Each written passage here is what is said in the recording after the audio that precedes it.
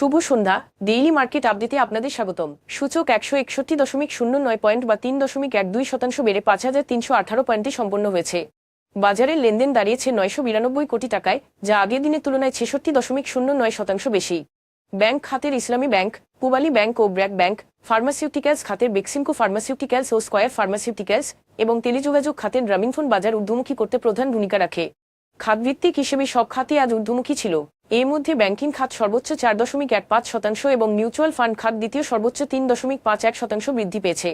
আজকের শীর্ষ 20 দরবৃদ্ধিকারীর মধ্যে 8টি ছিল mutual fund, first finance, ICB Islami bank এবং বাংলার সর্বোচ্চ দরবৃদ্ধি পেয়েছে। অন্যদিকে মেঘনা pet industries, apex spinning and knitting এবং টেকনোদ্রাজ সর্বোচ্চ দরপতনের তালিকায় ছিল। এসব শেয়ারের ক্ষেত্রে কোনো মূল্য সংবেদনশীল তথ্য প্রকাশ করা হয়নি। শীর্ষ 2 খবর। বাংলাদেশ ব্যাংকের তথ্য অনুযায়ী 2025 সালের শেষ প্রান্তিকে দেশে বৈদেশিক প্রত্যক্ষ বিনিয়োগ এফডিআই আগের বছরের একই সময়ের তুলনায় 18.42% কমেছে।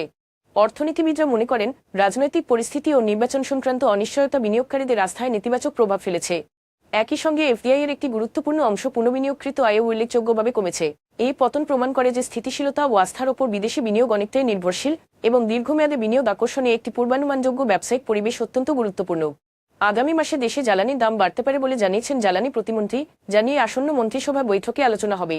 তবে তিনি আশ্বস্ত করেছেন যে বৈশ্বিক জ্বালানি বাজারের অনিশ্চয়তার মধ্যেও দেশের জ্বালানি মজুত পর্যাপ্ত রয়েছে। কর্মকর্তারা জানিয়েছেন, আন্তর্জাতিক দামের ধাক্কা সামাল দিতে পেট্রোলিয়াম পণ্য ও এলএনজি কৌশলগত মজুত বাড়ানো হয়েছে। একই সঙ্গে সরকার বৈশ্বিক বাজার পরিস্থিতি নিবিড়ভাবে পর্যবেক্ষণ করছে, যাতে রাজস্ব চাপ ও ভোক্তা সুরক্ষার মধ্যে ভারসাম্য রাখা যায়। এই পদক্ষেপের মাধ্যমে জ্বালানি নিরাপত্তা নিশ্চিত করা এবং ধীরে ধীরে স্থানীয় দামের সঙ্গে বৈশ্বিক দামের সামঞ্জস্য আনা হচ্ছে। আজ এ পর্যন্তই। ধন্যবাদ।